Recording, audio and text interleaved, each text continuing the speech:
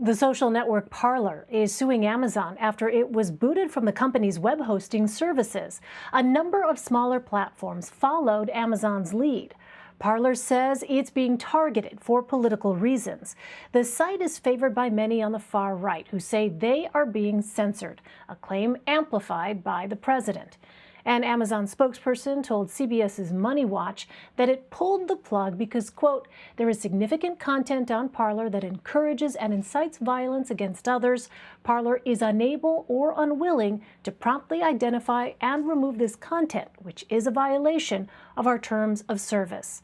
For more, let's bring in the New York Times technology reporter, Davy Alba. She covers online disinformation and its global harms. Davy, welcome. I'm really glad that we have you to talk to about this because some of our viewers may have never heard of Parler before the past week.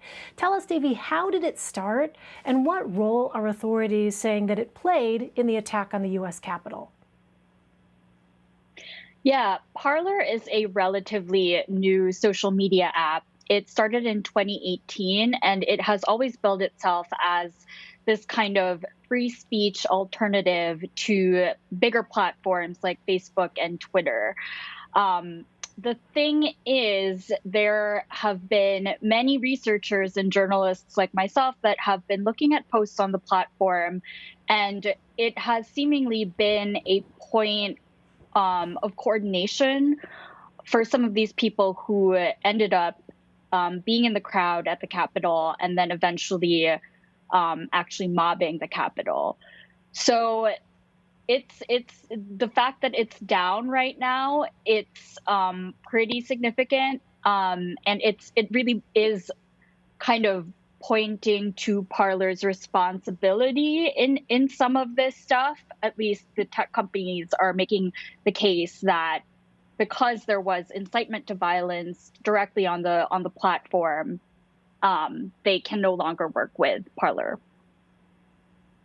And so, Davy, help us understand a bit of the infrastructure here. Why is Parler suing Amazon? And what are the longer term prospects of Parler's survival here? Sure.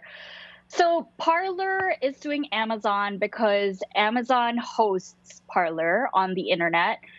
So, earlier on Friday, we saw that Google had booted Parler off of its app store.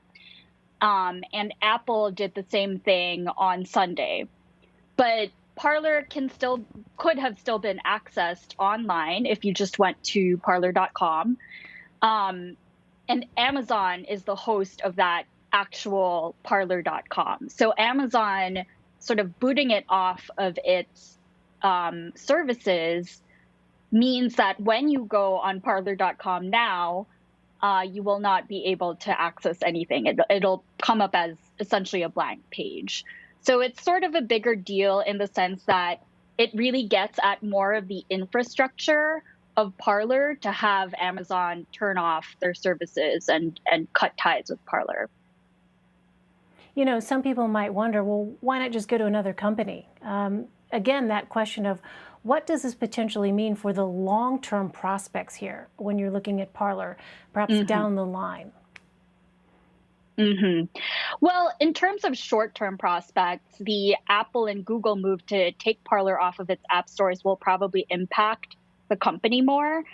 In terms of long-term prospects, or I should say the reverse. In terms of short-term prospects, the move that Amazon has made to take Parler off of its services means that we can't access Parler right now.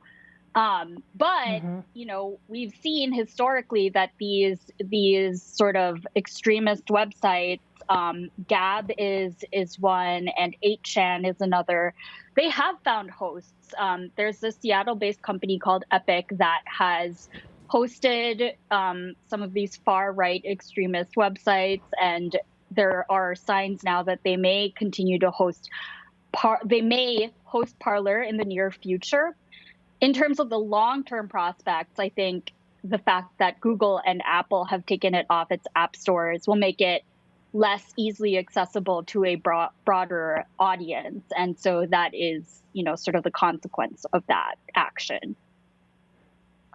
And Davey, the reaction to this has been so interesting because some unlikely parties are united over Amazon pulling the plug on Parler. Tell us what the essence of that debate is. Yeah, absolutely. So Parler sort of getting kicked off of Amazon services has really sparked this debate around unmoderated content and what is allowed to stay up on the internet and who holds the keys to allowing certain platforms to stay up and for them to be turned off. So, one unlikely sort of player who has seemingly sided with many on the right is the ACLU, which does point out that the infrastructure that Amazon has power over sort of can decide whether Parler can stay online or not. The thing is that I think that the sort of characterization around this being a free speech debate is a little bit off. It's not really a First Amendment issue so much as it is a market power issue.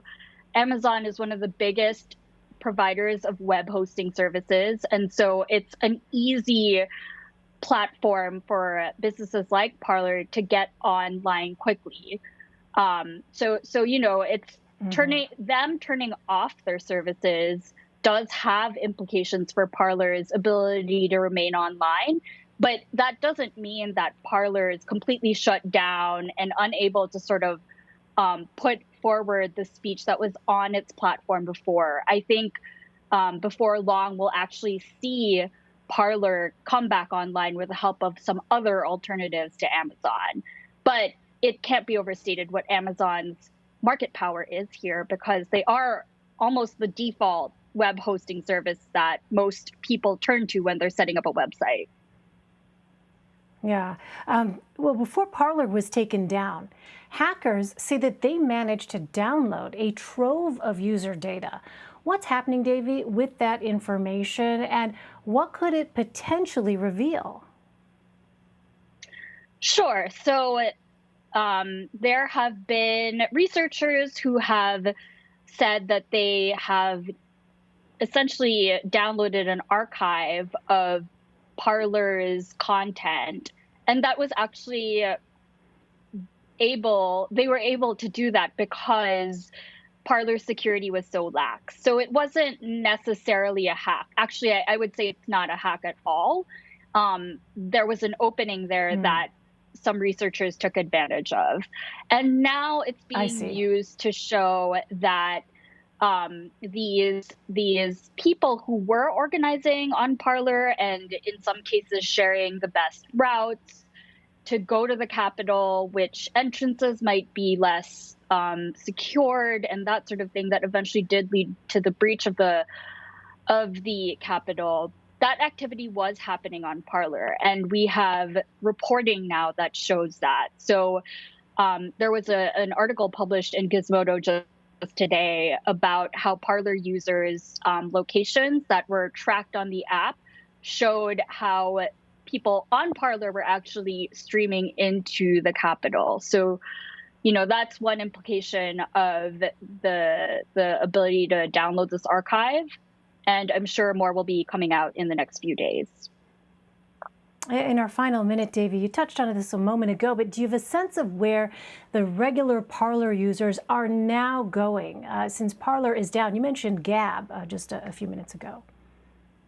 Yeah, Gab is one platform. There are a swarm of users that are actually moving to encrypted chat now, including Telegram and Signal and WhatsApp to some extent. If you actually look at the App Store, the number 2 and 3 apps now are Signal and Telegram. And that's really telling because in these encrypted chats, the people who were part of, this movement to storm the Capitol are able to communicate without their messages being intercepted and without it being privy at all to law enforcement. So that gives them a space to talk to each other without that risk. Davy Alba, thank you so much for sharing your insights with us. Really appreciate it. Thanks for having me.